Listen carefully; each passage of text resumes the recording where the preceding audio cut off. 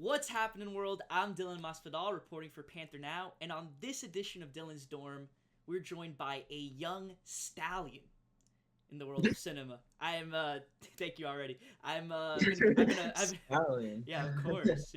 I've been quite a fan of his work, for a while now. I mean, he's a YouTube film critic who's amassed hundreds of millions of views and as well garnered a fan base of close to 1 million subscribers. Not to mention the fact he's an award-winning filmmaker who's continuously on the rise, making a name for himself. Everyone, please give a warm welcome to my guest for today's interview, Ralph Sepe, aka Ralph the Movie Maker. How are you doing today, Ralph? Great to talk to you. Thank you. After that introduction, I'm doing wonderful. Yeah. Sweet. What an introduction. I mean, listen before. Stallion. Yeah, of course. Thank you. I mean, thank you again for your time. And before we get into the nitty gritty here, I was gonna ask you. We spoke obviously before today, and you told me that you were at the New York Film Festival for a couple days. How was that like? And how long was the standing ovation for Megalopolis? Yeah, that was fun. I had a great time. Megalopolis I saw separately. I think they screened it there though. I have a press pass for those festivals. I always go with just the press screenings, but you see some really good stuff that is not going to come out for a long time. Yeah. Which is great. Yeah. You get to see some really good movies, and you get to go for free. Obviously, I got to commute into the city, which sucks, but it's no big deal. It's fun. Sweet. What one was time the... a year I take the subway, like do that. Not the one time a year, but it's like one time a year I do it really consistently. But yeah, it's great. It's what did I see? Nora. Right, I had to check that out. Definitely. Yeah, it's really good. Sean Baker. Yeah, Red Rocket was my favorite film of I think came out 2021. That movie was fantastic. Yeah, the one with Jesse Eisenberg and Kieran Culkin. Right. A real pain. That was very good. Hard Truths was very good. Mike Calais. God, what else did I see? I saw a bunch of stuff. I saw the new Paul Schrader film, Oh Canada. Ooh, nice. Yeah, so there's, but that's getting kind of mixed reviews. I saw the new Luca Guadagnino film, A Queer. Yeah. That's an interesting film, but I enjoyed it. It was very good. All right. And yeah, he's another one, very distinct style, right? Very, Call Me by Your Name and Suspiria. Those Challengers I love from this year. It's Challengers probably one of my favorites of this year. I'm not gonna lie. Yeah, it's just this year, right? This one will probably come out. I don't know if it's later this year or next year, but yeah, Daniel Craig is in it. He's really good. Jason Schwartzman. I mentioned in my Megalopolis review because he's in that film. Yeah. He's very good in Queer. Very great performance in that. Transformative. And very great performance in Megalopolis too. Right, when he took Giancarlo Esposito's coat. Yeah. Well, he's out of the movie for an hour. That was very interesting. Well, no, my favorite part, sorry for the people who still want to see it, spoilers ahead, was when they kill off Dustin Hoffman off screen. They show a nice little flashback of him getting, rubble just falling on him. Yeah, it was pretty cool. That's funny because they say the character's name passed away, but I didn't know his character's name, so I didn't know who that was. And then afterwards, because I saw the movie with my dad, he's like, "Oh, it was Dustin Hoffman." I was like, "Oh, there's so much crap going on in that movie that I don't know if we could curse or." Go ahead, no, don't worry. So much shit in that movie. So much shit going on. Yeah, well, thank you again for telling us about that. I watched Megalopolis actually. I think when they screened it at the New York Film Festival, because I got to see the Ultimate IMAX experience where they were showing it in a select theaters the same day. So I was very lucky to see the live actor come in, do a great job. One of the best parts. I'm not gonna lie, it was worth every. I mean, which actor? No, the live actor. He comes in and interviews Adam Driver from the audience. Oh, okay. The paid actor. So that's the thing that Coppola has been doing with the release is that if you go to the Ultimate IMAX experience, a paid actor will come from the audience and will pretend like he's part of the movie by asking Adam Driver a question, and then he'll just run off stage, the front of the theater. Really? Yes. That didn't happen at your screening? No. Oh, I Ralph, just saw like a regular, like I went to Regal. you would have. I'm telling you, if you saw, I mean, I don't know how you feel about it now. If you saw Yeah, yeah. that, you would have. If I'd seen that, I would have You probably would have loved loved the it. movie. No, it was awesome. Would have changed my experience. It was so cool. Yeah, I was not going all the way into the city to see that. So I will do it to see, the new Luca Guadagnino film. Yeah, fair. And I love Francis Ford Coppola. You got to represent your Italians, Yeah, for sure. my Italian brothers. But yeah, I just didn't think it was a good movie. I wasn't a fan. I don't think anyone's a fan of it, honestly. Megalopolis. I don't think anyone thinks it's a good movie. I think No, I'm just kidding. like it's fun to like pretend that there's people out there who are like, no, you guys just don't get it out. But I don't know. It seems like it's mostly negative. I have seen some people on X, or formerly known as Twitter, that do really like it. I think You kind of see that stuff on X. yeah, who was it? I think that came out, was it Edgar Wright, or a director that came out and said they really liked it as well.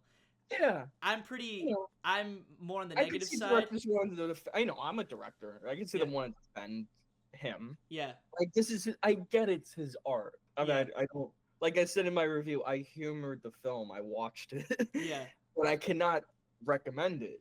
right, As Right. someone as someone who just went to New York Film Festival and Right.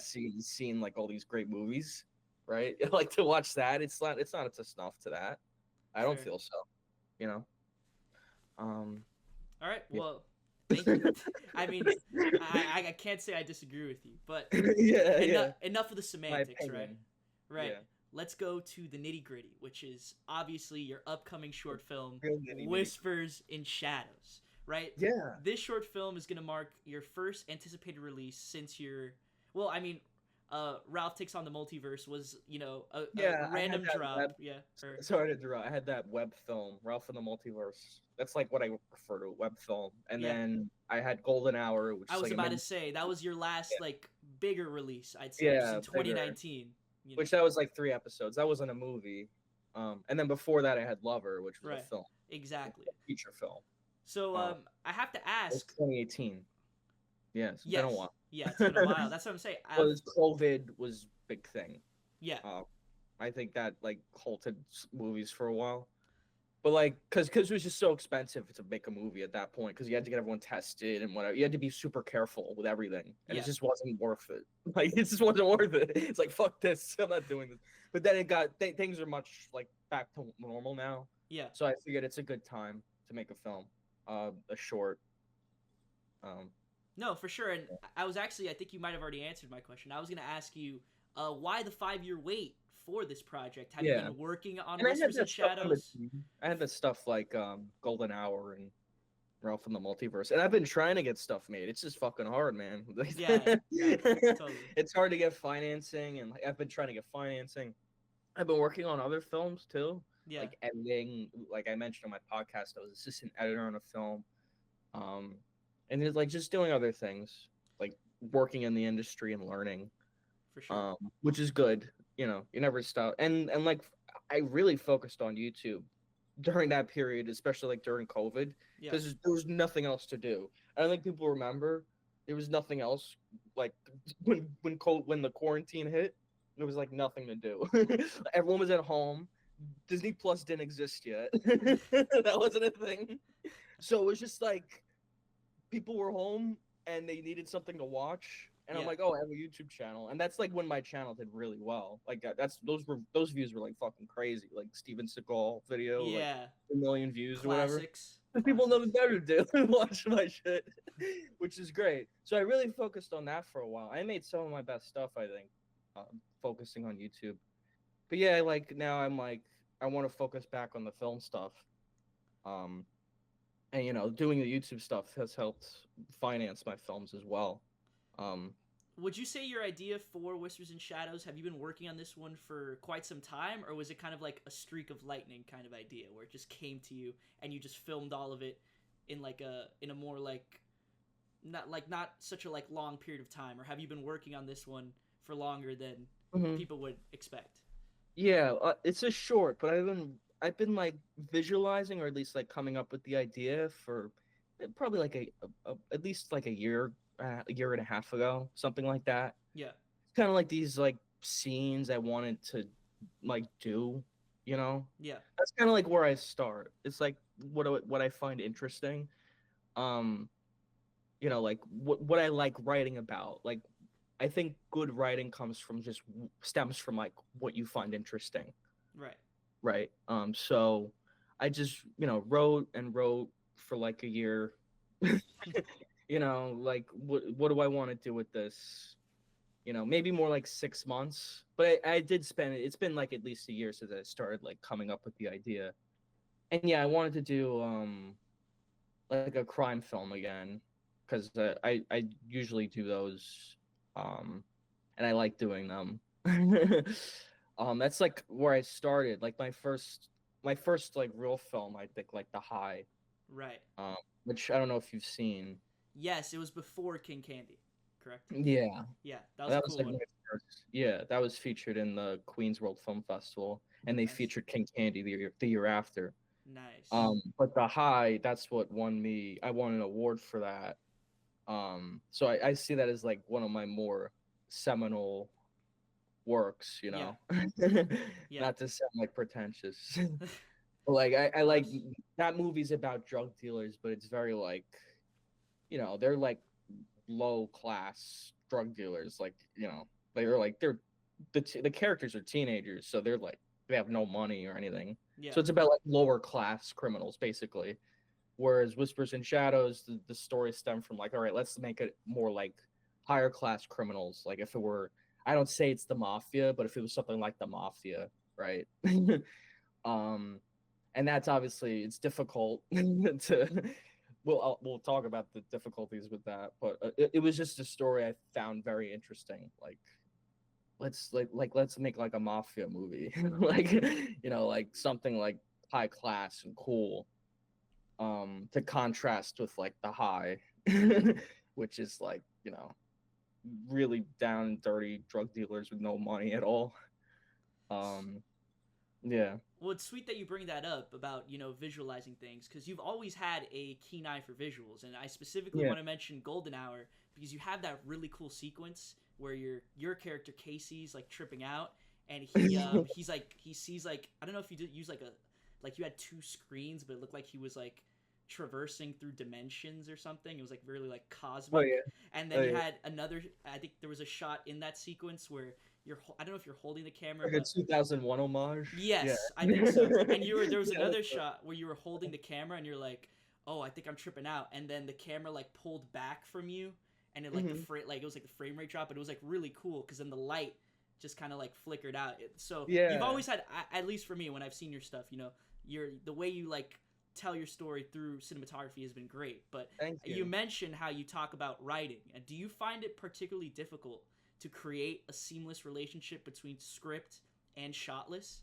Finding the right cinematography for like the thematic purpose you're looking for Mhm. and the That's visual language of your film. a really good question. That's like a really good question. Really interesting question. Because yeah, like those, I really do think about how those things tie together, like all the time. Right. Um, like how does this story tie in with the visual? I know it sounds like obvious, but like with this film, it's like it's called Whispers and Shadows, and it's very like, it's like, it. I really this is a, it's a crime film, but it's also a noir. And I wanted to build a lot of mystery. And that's like the title, Whispers and Shadows, kind of starts that mystery. Like, what is this? Yeah. It's like there's something like going on that I need to figure out. It's like a puzzle you need to solve. And everything's shrouded in darkness, and that's like how the film is too. Like thematically, it's shrouded in darkness, right? But the visuals of the movie, everything's dark and at night. We shot the whole film basically at night. There's some scenes in the day, Yeah. but it's mostly at night because it's about criminals operating in secrecy, right? They're higher class, so they would operate at night. But it was a challenge Yeah. to do that, because call times were like 5 o'clock in the afternoon. But I had like a really great crew, working for me. I had a whole lighting team for this film, which I didn't have for Lover. Lover was me basically, just like doing everything, the camera and the lights. And I had a really good cinematographer, my friend Paul Pirantosi, who I met in Emerson College, which is where I went to school, film school. Sweet. And he's just super talented. And we talked a lot about like the visuals of it and how it tied into the story. And one of our influences was like, because we talked about noir. Of course, I mentioned noir, how it's a story about like we're building this mystery and so on. So we looked at Blade Runner, Ooh, mostly, that's a good one. and that's it's science fiction, but it's also noir. It's like Yes, sci-fi noir, neo noir. for sure. So we took a lot of influence from that, like with the lighting and a little bit from the new one as well, but mostly from the original, the Harrison Ford, Ridley Scott one, because the lighting's actually very different for those two movies, even though Yeah. there's a sequel. But there's a lot of silhouette in the original Yes. Blade Runner, like just characters. You don't see any detail at all. Like they're against a window and you just see their silhouette. So we took a lot of influence from that. Just like there's shots where you don't see there's like fucking blackness in the background or someone's in the silhouette. But I love that. I Yeah. think that looks really cool. And the new one looks great too. Roger Deakins. Yeah, of But course. that's almost like it has no contrast at all. It's very like new age Hollywood, like digital. Yeah. He's super talented, Roger Deakins.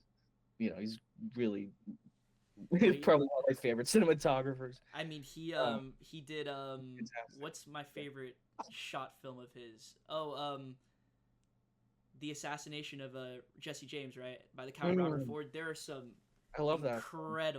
incredible visuals to that film. So Yeah. I mean, he just works with a more, he's working with digital cameras, but he does it in such a way that doesn't look cheap. It Hmm. looks like it's so meticulous, so well It's really good with crafted. writing. Yeah. The Yeah. Man with No Name, Oh, great one. Like the cinematography in that's beautiful. It's black and white. Um, I just watched that one recently. Yeah. yeah. So I mean, if Um, there's any influence you're gonna be taking straight away, might yeah, as we yeah, definitely took influence from Roger Deakins. He's not a bad perfect, person to take influence from. exactly. Um, so yeah, Blade Runner was an influence with like the contrast and the shadows and so on. There's other influences too. A lot of people will mention when they see the movie, like John Wick is one, Okay. Ooh. but a good like because everyone wants to make like John Wick, but a good thing to take from John Wick is that the lighting is good. Yes. Yeah, I know. It's one Don't of try the to make an action film. Try to make a good like a film with good lighting. I'd say yeah, for is sure. like what you should take away. Most filmmakers should take away from John Wick. Yeah. But also Drive, Ooh. Nicholas Winding Refn's Drive, which I Yeah. love that film. It's I think it's 13 years old now. I'd It's I'd close. say I'd say yeah. I'd say you're right about that. That's crazy, but yeah, holds up really well. Um, and Girl with the Dragon Tattoo, David Fincher's Girl with Dragon Tattoo, Ooh. also a That's little bit another of great that. one. And there's a lot of stuff to like enrich like that I see what you're trying to do atmosphere. here. Yes. Yeah, right. Even Exactly. like just from me describing it. But I told the crew that I was very clear about like my vision for it and that it was a crime film and that was influenced from Blade Runner and noir and also that it was very like visually driven. Um Again, going back to like your question, the relation between the script and the um like there's not a lot of dialogue in the film. I like stories that are very visually driven, like Drive. That's one. No pun intended. Driven, it's visually driven. Um, but I think that works about this film too. You'll see it's very like a visually driven story, and a lot of my movies are as well, like Lover. Yes. Um, there's not a lot of dialogue in that. There's dialogue, but there's not a lot in some scenes, and those are some of my favorite scenes. Probably are the ones without dialogue. Um, but yeah, that visual storytelling was very important to me making this film. It's hugely important. And I think people will see that when they see it, when they see the movie, Yeah. how much like work we put into the lighting and everything. I mean, to compare budgetary, and Lover was a feature that Yeah. was $10,000 budget. Yeah. This film, Whispers and Shadows, is a $10,000 budget. It's 15 minutes long. Um, Wow. so that should kind of tell you the. and I paid everybody, and it was a little bit more of like a legitimate production to Got like it. All to hands on deck. yeah. Lover was more of like a student. I made it under the guise of a student film, so people worked for free for me, Yeah. uh, in exchange for like, oh, I get to be in a feature film and whatever, which I think it paid off for them Yeah. as well. I hope it did anyway. Well, Um, I thank you for bringing up Lover because I was actually going mm. to ask you. Great segue. Thank you for that. How in 2019 you crowdfunded your feature film Lover, and you, like you just mentioned, you raised over $10,000 to get it made. And Mm. for my viewers at home, I do have a lot of aspiring student filmmakers at FIU. You being someone who went to Emerson College, can you describe the process of allocating those funds to making your movie? Like, what are your main priorities during pre-production of Lover, and how do you also utilize the resources that, for example, your university is providing you to make that movie? Yeah, so Emerson helped but I didn't get into Emerson at that point when I self-financed. I was still in high Oh, school. okay, I was graduating high school basically, and I just got featured in the Queens World Film Festival for the High. okay, So I figured let me build on the hype of that and market myself like okay, this film. Plus, King Candy was actually coming out then too. sweet, okay, okay. So it was like a bang bang, like a three bang, Yeah, like the High was in the film festival. Then King Candy came out online. It didn't show in the film festivals yet. That was next year. Um, and then that summer I announced that I was making Lover and I was going to self finance it. I need the Kickstarter thing, right? Um, so what was the question as far as like advice? yeah. So Like how do when you? you, well, specifically, I guess now since you mentioned it, using the money that you got, like, what were your main priorities during pre-production to make sure that you left no stone unturned? Yeah, yeah. So I had like no experience making like a movie with like money. Yeah, So that was a lot. But I think you just divide it up, like you know, uh, what you think is important. I probably have the list somewhere from when I was it's probably still on my Kickstarter. I had like a graph of like what I'd spend on everything. yeah, Um, to make Lover, it was like a unique film because it was shot over a year. So I needed to buy a camera. I bought like a Black Magic. People usually rent equipment, but I yeah. thought it was just more efficient to buy one Got it. Yep, yep. because That's a it's good way like, of looking at it. because I'm just gonna be using it so often. Plus, I was like constantly filming shit like by myself Yeah, and whatever. It was just more cost effective to buy one. So like a lot of the money went toward the camera and then paying the composer, and a lot of the actors worked for free. I think if you're on a budget like very small, kind of like, you know, maybe this audience, like people watching this, like I think a lot of actors will work for free just to be like have good stuff for their reel. yeah, I think maybe at my point I could like I pay the actors, not a lot, but just something for their time, of course, and I feed them, yes. on my channel awesome when they make their movies. Oh, you And I had to, don't make had to leave one three stray hour shot in movie. there. Yeah, I guess. Yeah, we made a 15-minute movie, so everyone was very it was a 4-day shoot. It was a 15-minute film. Yeah. And it's an action film. Like I said, it's very visually driven and there's action and difficult like set pieces to In make. terms of Whispers and Shadows. Whispers and Shadows, right? Yeah. Like there were some difficult scenes. That's why it took so long. Like it took 4 days to make a 15 And minute, and then when you're using, which is so actually pretty good. Sorry. no, of course. Yeah. So let's move on then. For the budget, that the money you're able to raise for Whispers and Shadows. So now, since you're looking at a lot of, Lover was more of a, it did get intense, but it was, more, I guess, mellow, I guess you would say, in terms of like very relationship driven between you and the main character. Yeah. I But just scaled a lot of stuff back. but with Whispers and Shadows, seems you're going more all out, I guess. So Yeah. were you using a lot of the money for these set pieces that you're talking about? How were you able Yeah. to set that up? Again, because I've made Lover, I just have like so much more knowledge and like confidence really Yeah. to make those scenes and know how to allocate that money. Okay. And just like right, and at this point, like I'm like an adult now. Like Yeah. I can like $10,000. It's a lot of money, but it's not like an unreasonable amount of money to make a film. Got it. Like if someone wanted to make a film, and it probably was more like 15, give or take. Okay. Yeah. Like for Whispers and Shadows, like I had to rent locations. That was a thing. Renting equipment. We rented equipment. The fact that we rented stuff meant we rented a lot more. Like we got a fuck ton of lights, stuff we didn't even need. Like I bought lights. Well, not bought. We rented lights we even need. But that's fine. I guess it's better to have it, not need it, right? That's what they say. Yeah, But no, of they don't have to course. pay for it. Yeah. But yeah, that's just part of like you just get better at these things as you do it, right? So, like the fact that we made it for $10,000 to $15,000 in 4 days is actually very good. Once you see the film, you'd be like, oh wow, that's actually pretty impressive. Um, That's and awesome. a lot That's of so money cool. went to my friend Paul Yeah. lives in Vancouver, so I had to pay to Wow. fly him in. And he bunked with me, and I paid him as well because he did the cinematography and he did the VFX Ooh. film. Well, what Um, what kind of VFX were you working with Whispers and Shadows? Anything, um, I'm assuming like not. You're car not stuff. doing like Marvel movie CGI or anything, but like. Yeah. Again, the way we use CGI was very smart because we have everything storyboarded. We knew what we were gonna do, like before we touched the camera. So we're like, okay, we know how this is. We knew how it was gonna look. I know Paul is extremely talented, and I knew also what's in his like limitations. Not his limitations, the limitations of like a visual effects artist, Yes. right?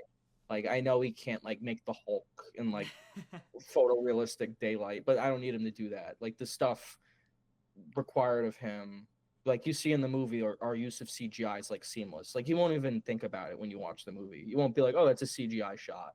You know, you'll Wow. hopefully just be so invested in the story that you're not thinking about that. And yeah, he just did such a great job with the cinematography. He's extremely talented cinematographer. Really smooth look. Everyone who worked on the film too, like the actors. We're talking about like the visual and stuff, but like the actors I got were phenomenal.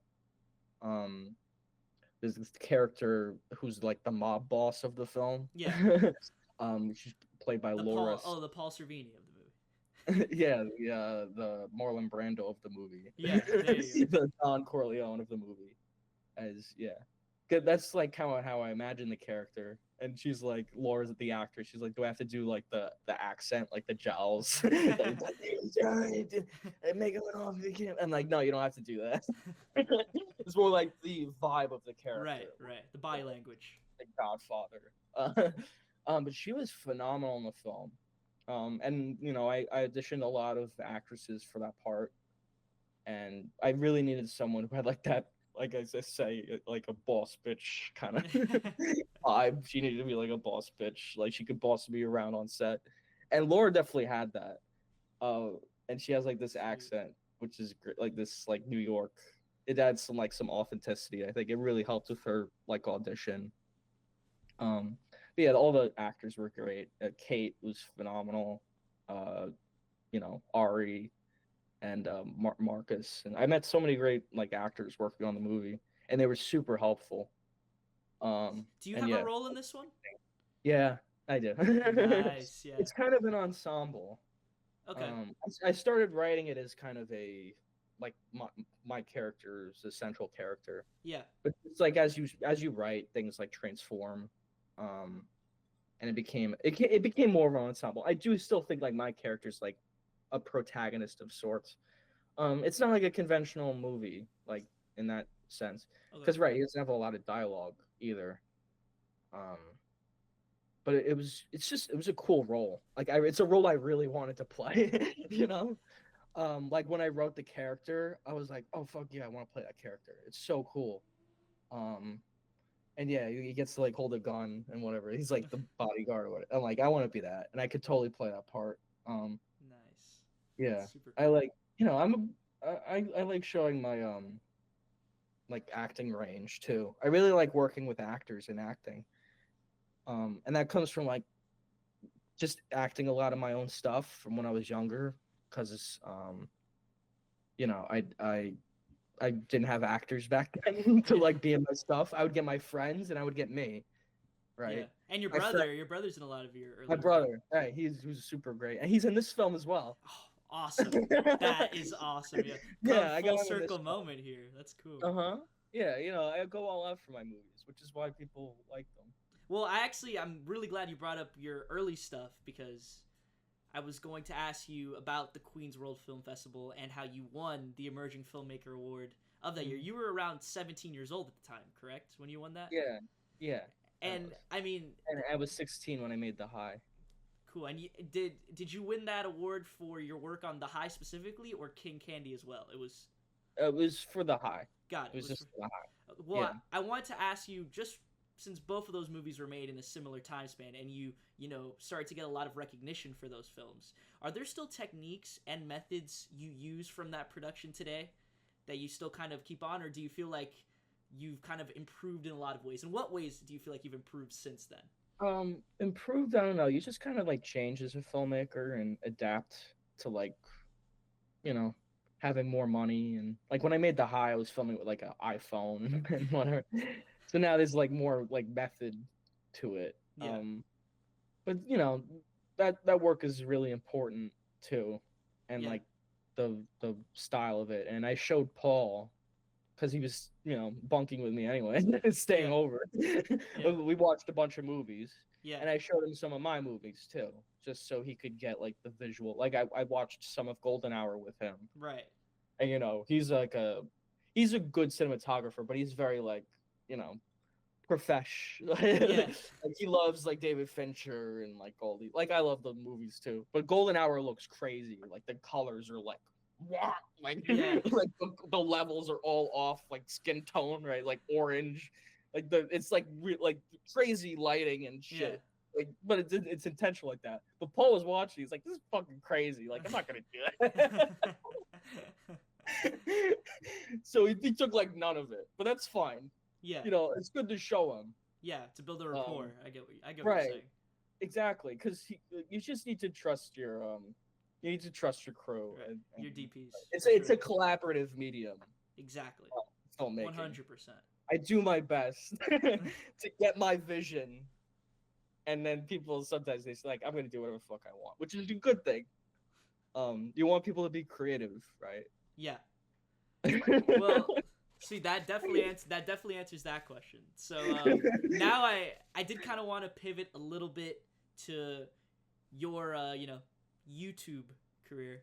To put it bluntly. Yeah. I mean, obviously, you've done a lot before. I mean, well, you were kind of making in tandem, but I don't know if you were expecting to gain so much of a following while you were also making your YouTube videos. I mean, I think your first video was, or at least the first one I remember seeing was like over 10 years ago. It was your Man of Steel review, which I still agree with wholeheartedly. And my friends are going to hate me for saying that, by the way. They actually like that one. Sorry, Leo. But I agree with it wholeheartedly. And I actually want to bring up this line that you mentioned in one of your reviews. Hopefully you remember this. You said, and I quote, "She looks like she could barely take on a sandwich." That was for your Suicide Squad 2016 review when you were discussing the character pitfalls of Harley Quinn, which, unfortunately for Margot Robbie, she's a lot better in Birds of Prey, I would say. Better script there. She's great. She's great in Barbie. Yeah, she was really good in that movie too. But I'm bringing that up because, so I've kind of been building this theory over a couple of years. I like to call it, and hopefully this doesn't come off as like me being weird, but like that kind of it's like a YouTube critic. I wouldn't say curse, but this thing that sticks with a lot of filmmakers, where because you poke the bear, or you shake the beehive of so many fan bases, when you yourself start making stuff, you already have people, like it's like sick the dogs on them kind of thing, where like they're already ready. Yeah, they're already ready to downplay what you're doing or not give your stuff a chance.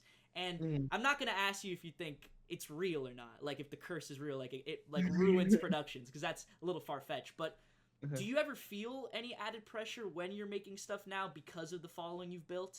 And if so, how do you block that noise?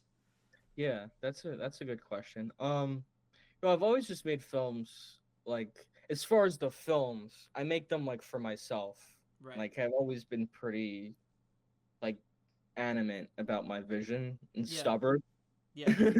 which is a good thing I think for my films. But as far as like my YouTube, right, that's like a different story. That I like, right. Once it blew up, um, you're right. It is hard to keep out the noise, like as far as doing the YouTube stuff, because everyone has a say Yeah. on like your content and like how you're doing things. Yeah. And it's basically always like 50-50. Like half the people hate what you're doing and half the people love it, like to the point where it's weird. Well, I mean, what do they To like say? when they're obsessed with it. There's no better But mark. you don't know what to do. There's no better Because you don't mark want of. to piss either of them off.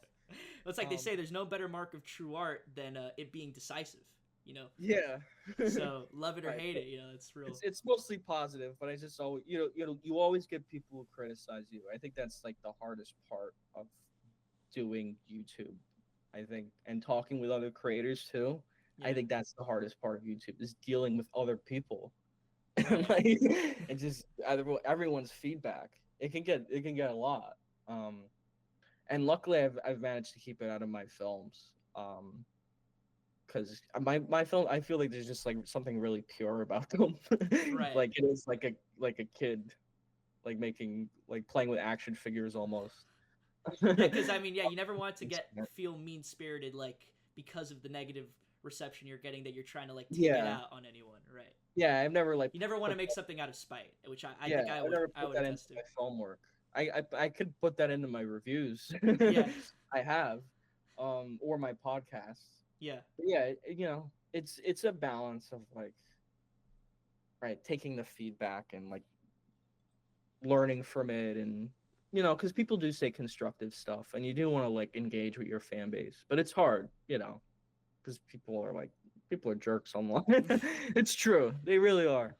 I don't begrudge anyone who gets like, has like a meltdown or whatever on Twitter or whatever. I'm like, yeah, I get it. Which I'm sure happens often, I guess.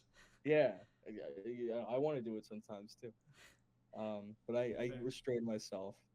But yeah, as far as like, doing the YouTube, I love doing the YouTube stuff, and I did start on a cast for a number of years as well. I think that really ate up my time as far as like, that's one of the reasons like why I left, like to focus like on my film stuff more, because like that was a great show, but it ate up a lot of time. It's like everything I do. I want to put 100%, right? Yeah. If you can't put 100%, then like why even bother?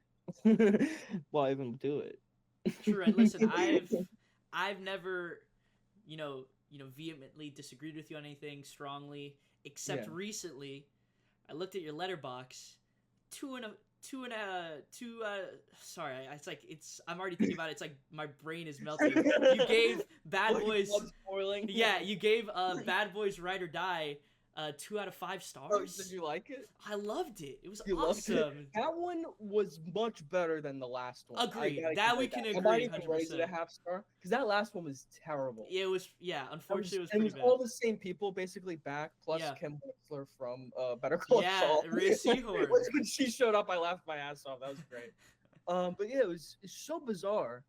It's definitely better than the last. I look at it from this lens of I think the directors are LRB and Falah, that duo. They're very. I actually really like them.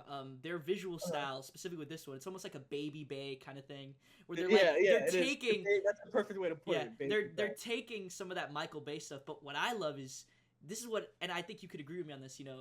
When you look at modern action movies and you look back, because that's my favorite genre, and I'll openly say it now. You look at like the classics, like the GOATs, the auteurs of their time, your John Woos, your John McTierans, your Tony Scotts. These guys also understood that while, what they're making is, they're working with more over-the-top, insane melodramatic plots, looking at the visual side of things, they're so colorful. There's so much personality to these films. And I feel like a lot of modern action, maybe it's because they use digital or because it's not much of a focus, it could look a little lifeless. You know what I mean? There is a certain look. And I think Bad Boys Ride or Die doesn't suffer from that. Like, there's so much going on visually that I really like. That while, yes, the story isn't the craziest thing ever. You know, we're not. The story is actually like bonkers. Yeah, you know, and you know like, what? I don't know if you've seen the one before it, but Yeah. that one was extremely boring. Yeah, it was just nothing And interesting Will was Smith going was on. like sleepwalking through it. He was Yeah. terrible.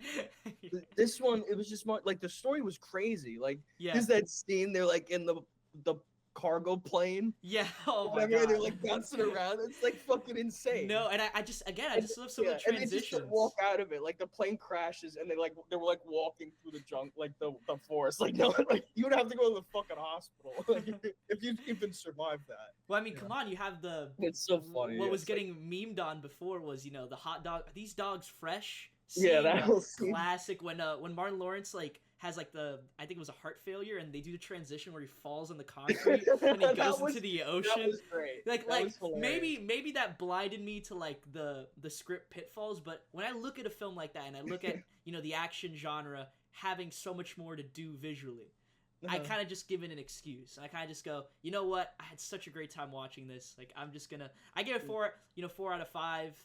Maybe it's more, at least, you know, realistically it's a little bit less, but I don't know. It's the most fun I've had watching an action movie, not counting Furiosa. That's totally fair. I saw the letterbox ratings were like crazy for it. Yeah. I mean, people are just really liking you know, this one. I respect your opinion. There was definitely some moments in it where it won me over a bit because I thought I was gonna hate it, and I was like, no, there's some funny stuff. The son or whatever, Marine. Yeah. You need to deploy.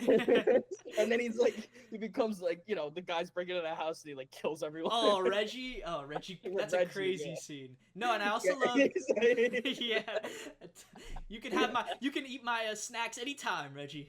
I'm sure the audience went crazy watching that. No, I think I wish I saw it in the theater because I didn't think it was gonna be good, but. Yeah, my girlfriend's aunt loved the whole Reggie sequence when I spoke to her about it. I also thought it was funny with Will Smith's son, how he like was a bad guy, but now he's becoming bad. And then he has that like redeeming moment at the end. It's crazy where he like defends the little girl. He's like limping. He's just got like knifed super hard, but he's like battling a bunch of dudes, and he like lays on like a tree at the end. It looks like he's about to like bleed out. I'm sorry. I'm so sorry. It's just like stuff like that. It brings the feeling back, you know. Because I rewatched John Woo's The Killer, which the remake came out this year. Definitely watch the first one, obviously first. It's right now. It's on Amazon Prime. You can rent it, and it's a pretty good like copy. You know, it's not that bad. Like it's still like it looks good enough, and you know, like the audio's good. It's fine. I think Hard Boiled is a pretty good rental on Amazon Prime as well. It's fantastic. Hard Boiled is great. Yeah, and you just look at how Woo I think operated pretty well when he went to America as well, to be like at least the first couple films. But you know, when he's working, you know, with the parameters he basically had like no limitations. So The Killer and Hard Boiled and Bullet to the Head, Once a Thief, like these films are just insane, and they just go all out in every respect. You know, and I think that's something that I feel like is missing. It's like missing in a lot, not everything, because you know you still have the John Woo films, Chad Stahelski. I think Nobody was great, which I know you could agree with me on. That was super cool. I like that. It's just something you're missing from a lot of modern act. I drive my friends insane talking about this stuff because I love it so much, but you know, I'm glad to see something like Bad Boys Ride or Die bringing that back a little bit. You know? Some of it back. Tried to do that, yeah. You're right about like that era, right? Like Michael Bay's films, like they had a certain look to them. Yeah, and I think the best ones had like a really cool, you know, like. There's some cool like action stuff in Bad Boys too. That's like super impressive. Yeah, of course. And I always thought Con Air, he directed that one. He did it, but it is definitely a Michael Bay style movie. Because Con Air is insane. That's one I have to see too. Yeah. Okay. I'll add these to my watch list. And I'm thinking about this because I know my friends are gonna watch this and already like sigh or groan. But if we're looking at a movie that I feel is super underrated, and I wish you brought it up when you did your Bruce Willis video of good movies he did. If you ever seen The Last Boy Scout by Tony Scott, you gotta watch it. I thought you were gonna say Live Free, Die Hard. No. Which I actually like. I saw Adam had that rated YMS. I like that movie. Would not like it. I think I don't have it rated super high, but it's it's watchable. You know, I know for sure. Action. But I agree. Last Boy Scout. Last Boy Scout is just so it's Bruce Willis prime like peak, like sleazeball, but he's got a good heart, super sarcastic, but you just can't help but root for the guy, shtick he's doing. Damon Wayans is his partner, because it's a Shane Black written script. So you got to Oh, have that cool. lethal weapon dynamic, essentially. Yeah. And it's just crazy. Like, it's so cool. Like, it just Mhm. rides on that rule of cool, and it's just super engaging. I love, again, you'll love the visuals. If I know you'll have like a good affinity for that. I Yeah. personally feel if you watch that, let me know how you feel about it. And to all the viewers at home, Last Boy Scout, man, that's a classic. One of the movies Paul and I watched, like, while we were filming Whispers and Shadows, was True Romance. Oh, another Tony Tony Scott. Scott, yeah, that's a banger. Yeah, which I have the 4K Blu-ray of it. I'm like, let's watch it. And it's a fucking awesome movie. Yeah, so And it cool. looks great. Like, it has that like look that I think you like. Yeah, it's just That like, you're it's so much very flair. glowing gold. Like, Yeah, lighting adding and- these like hues great. to And, like the camera. right, and they shot it on film, so it just has that like look. Yeah. Right. Written by Quentin Tarantino. Yeah, super cool. Script is excellent. Yeah, Like, great dialogue. yeah. The scene between Dennis Hooper and is it Hooper or Hopper? I'm sorry. I'm gonna Whatever. say Hopper, but I have he might clown on us should know after. this. I mean, Pabst I Blue should know Ribbon this. scene. But Can't go wrong with that scene, and then also Christopher Walken. Yeah, That and then scene I forgot fucking that amazing. He's like, I'm Sicilian. yeah, because That was the funniest part. Christopher Walken is Sicilian. Yeah. Tony Soprano's in it too. Yeah, he's And I Gandolfini. forgot James Gandolfini was in it after rewatching it a while back, which that was super cool. It's just a great film. I just love that. I'm Sicilian. Paul and I were dying about. I'm Sicilian. Oh, if you love Christopher Walken, you'll love him in Balls of Fury. If you've ever checked that one out. Yeah, I've seen Balls of Fury. Yeah, he's a great actor though. A lot of weird roles. You saw him in Dune Part 2. He's like getting older, but he really Yeah, he's like barely in it. I think Yeah, I shows up think at they the might end. make another one, and he'll probably be more of a role in that. For sure. I think Messiah is definitely going to be like the final chapter for what Denis Villeneuve is working on. Definitely. Yeah, I'm glad they're making like another one. The second one was great, I love but it. then yeah, when it came out, I think he said like that's all he had planned for. But I'm like, no, he definitely has to make another one. Like, For sure. walking out of the theater, it's like you can't like leave the audience on that. Like, Yeah, for sure. and they are, so hopefully resolve everything. That's interesting we bring up Dune. That was like one of my influences. Not like writing Whispers and Shadows necessarily, but like as like a writer, I Right. listen to like what writers say, No, of like a course. lot, and read what they say and read their work. And Dune was one. I read a little bit and I listened to the author of Dune, whose name I'm blanking on, so I'm gonna cheat. It's Frank Frank Herbert. Herbert, yeah. He talks about like Dune for an hour, and he's just like, to listen to him talk about like writing characters and world building for an hour, it's really like that like helps you as a writer a lot. Yeah. Believe like No, just you listen. gotta be a writers. sponge, yeah, of Mhm, course. yeah, and I've like did the master classes or whatever, those, like I've watched like the Aaron Sorkin one and the, like a bunch of writers, and it's great, to like listen to what they have to say, because it's like a lot of good advice and a lot of good stuff about, like especially the Dune one the Frank Herbert one was pivotal when I listened to that. Yeah. Like writing Whispers and Shadows, because it was like, world building, and it's building to a point of like climax, and then like leaving the audience on that, like like when you're building a world, right, you're establishing so much information Yes. that you can't resolve at all. Yeah. Like at the end of a movie, so you have to leave the audience on just like a natural kind of like Right. ending point on like something big. Yeah. Like at the end of Dune 2, like he completes his kind of like legacy of becoming Yes. ruler and leaving the planet. Yeah. There's still like a million other fucking things going on, but they like resolve that. Yeah, And, exactly. like, okay, the movie ends there. There's still like, what's Zendaya gonna do? What's the Emperor gonna do? There's like all this like council in the space that's like gonna like interview him or like Yeah. interrogate him or Yeah. whatever. So there's like all this shit that is left up in the air that you can't resolve, because then the story would just go on forever. Which there's like 10 Dune books. I think Messiah is the last one with where Timothy Chalamet's character would be in it, because after Messiah, it goes on with like his family lineage. Yeah, with Paul's character. Yeah, Yeah, it gets crazy. A weird Yeah, space. you have Children of Dune and all the other ones. Sounds interesting, yeah, but I don't think he's gonna make those. At least resolve the stuff with Yeah, they're working on a spin-off one too, a spin-off show for HBO now. Oh yeah, that's right. Yeah, and it has Mark Strong, who's been just going at it. He's now in the Penguin show. Yeah, he's gonna be in this Dune show too. It just he loves comic books. I saw people say he loves being in a Shazam. Yeah, and he's Sinestro and Green Lantern. Kingsman's comics. So he was in Kick-Ass too. Yeah, he's the main villain in Kick-Ass. So yeah. Always been a fan. Yeah, Kick-Ass. Kick-Ass is a fun movie. Well, I mean, Kick-Ass and Kingsman. It's both. Mark Strong. No, Matthew Vaughn. Yeah, Matthew Vaughn. Mark Strong. Who also did Argyle. Have you seen that movie? I have yet to see it. I love the trailers though. Yeah, I did a short review of that on my channel. You should watch it. Oh, I gotta see that one. I hate that movie. It is it's like unwatchable. It's like the most annoying movie. Like I can't even describe it. I almost walked out. Like 5 times. It makes no sense. That's pretty scathing. I'm assuming you watched it in theaters, right? So you paid for the ticket. Yeah. I understand that I know we probably share that similar belief. Like, okay, once I pay for it, I got to sit through the whole thing.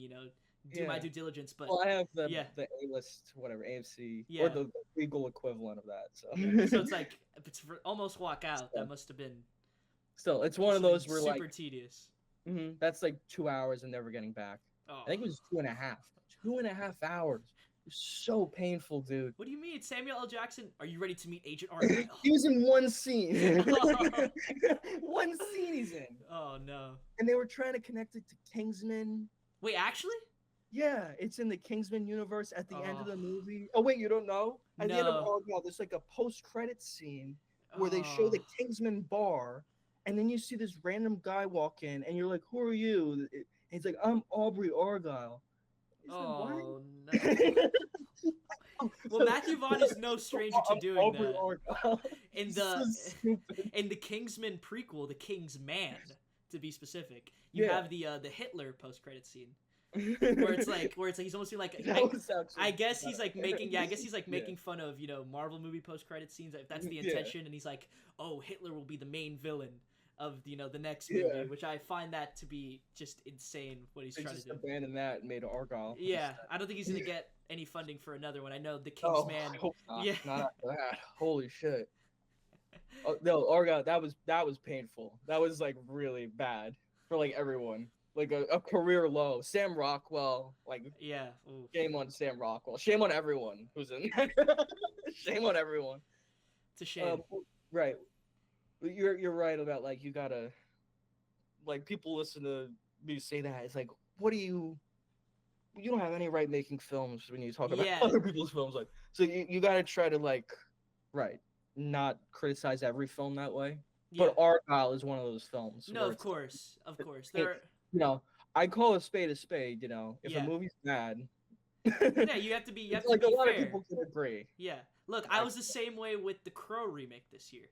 I love the original Crow. I'm sure that's terrible. I love the original Crow. It's one of my favorite movies ever. I've seen it. This guy, I think the director's name, Rupert Evans. He's the way he was speaking about this movie. I'm sorry if he ever sees this. I'm sure he's a nice guy in person, but he was talking about this movie as if it was like a scrappy indie movie. This is a movie produced by Lionsgate with the $50 million budget. And, you're promoting this movie with Bill Skarsgård in the Crow makeup with the shirt off. He's so... I mean, look, I love the Crow. It's badass. But I know what the intention is. This is not some semi-avant-garde take or new take on it.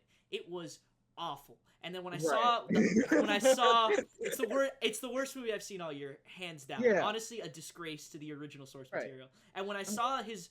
previous movies, it made perfect sense. Guess what else Rupert Evans has made? No, I don't know. I've never heard. Ghost in the Shell remake.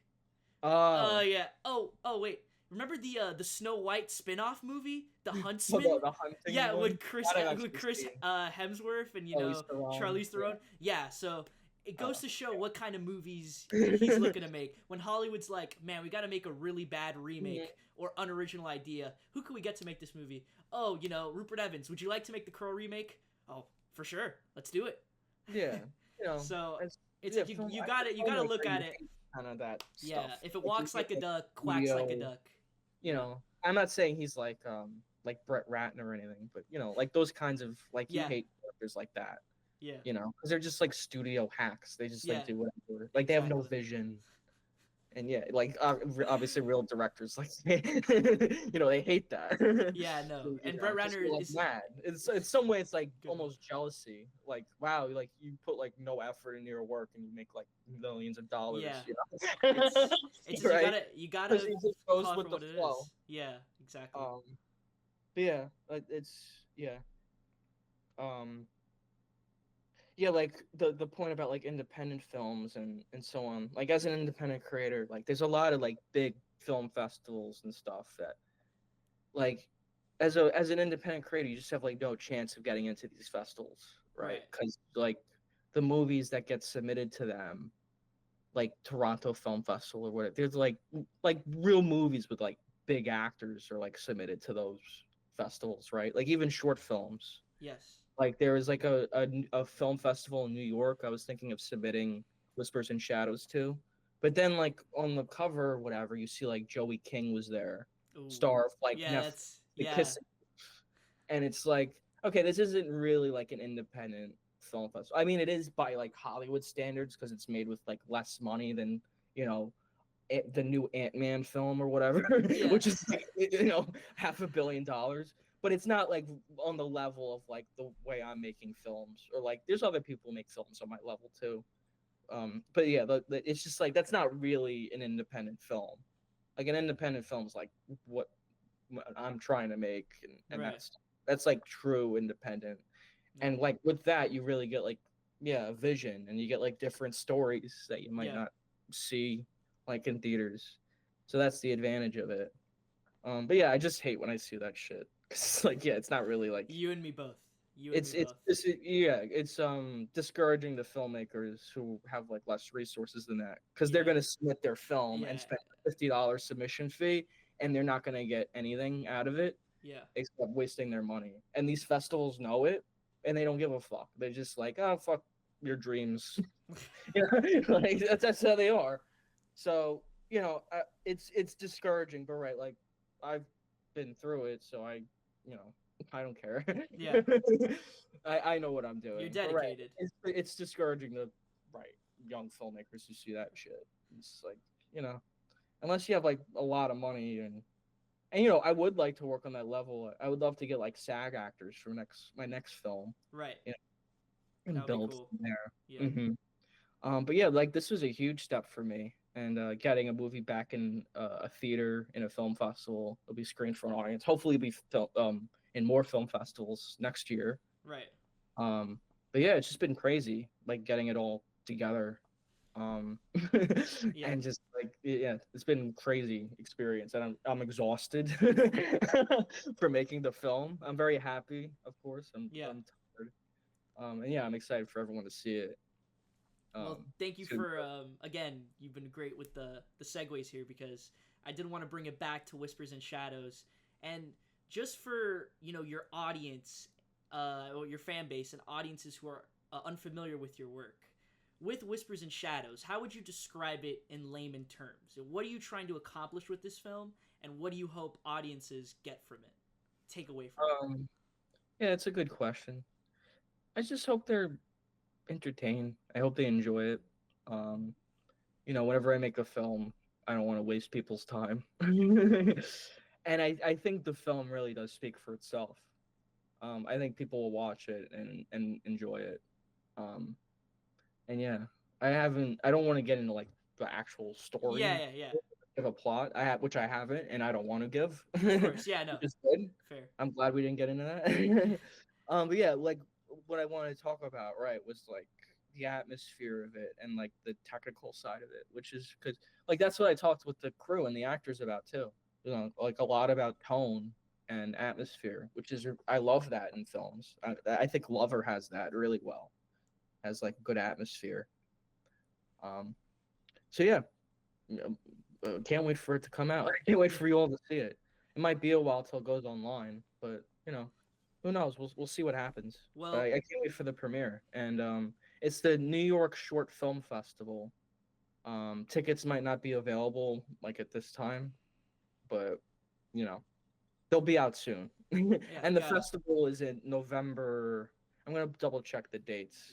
I think when you spoke to me, you said November 8th to the 14th. Mm-hmm. Yeah, November 8th to 14th. Yeah, that sounds right. Got it. Got it. Yeah. So if you're in New York and you want to come meet me, you or like anyone watching this, Of course. you feel free to come down. And yeah, the tickets will be available soon. Nice. Well, to cap Yeah. off this wonderful conversation, Ralph, again, thank you so much for your time and for joining us today. I mean, I'm going to give you the floor. I know you just spoke about where you can see Whispers and Shadows, but what other projects do you have in the pipeline for the near future, and what are you excited to get going, both in your YouTube channel and other films? Yeah, you can check out Coming. my YouTube channel too. Plug that also. Yeah. YouTube.com/Ralph the Movie Ralph the Maker. Movie Maker. And my letterboxd, which is just Ralph. I think on and my letterbox is fun because you get to keep up with like what I'm watching. And I have a podcast too, Ralph the Movie Maker podcast, which I just started 2 years ago, 2 or 3 years ago. But we've been going a while now. Wow, 2 years ago. That's crazy. It's been a while, yeah. And I do that with my friend Cam, who's Awesome. super super nice. I met him in Emerson College as well. He's in Lover. He acted in it. He didn't. He's not part of this film, sadly. He was busy. But maybe my next film. Because But yeah, again, it's that mentality that I appreciate, Ralph. You're yeah, doing something. You got your friends. yeah. I got the people that got you there. Everyone's got to eat, and I love yeah. I that. got like my team. Like Yeah, you can see throughout my films, yeah, like the same actors come up. yeah. That's awesome. And they're usually just my friends. Yeah, And like I need an actor. I've always admired that about your work. So that's cool Yeah, that you're still keeping it going. Thank you. yeah, yeah. Try to keep touch with everybody. Yeah. Well, Yeah. Thank you for having me. no, of course. Yeah, it's Thank you, fun. Ralph. Thank you for this great conversation about the art we both love. I'm very excited to see Whispers and Shadows. I'm sure now my viewers, after hearing your awesome answers and the way you described it, are super excited to watch it as well. Yeah. As always, you're the man. I'll be keeping up with Ralph the Movie Maker. You're the And man too. Good aw, show you have, and keep it up. And I'll be on again sometime of because we course, were I mean, supposed to record yesterday, and I fucked up and forgot. So I owe you, and I it's gotta okay. come back. This on. is on the record, people. Ralph the Movie Maker says he owes Yeah, me, so I you owe can come you. back to this. Yeah. Maybe I could come on the podcast. That'd be cool too. Yeah, If you you can ever... go on my podcast. That'd be great. So You can awesome. do that. Well, Yeah, cool. that's awesome, and thank you to the viewers at home. Stay groovy. Thank you. Bye.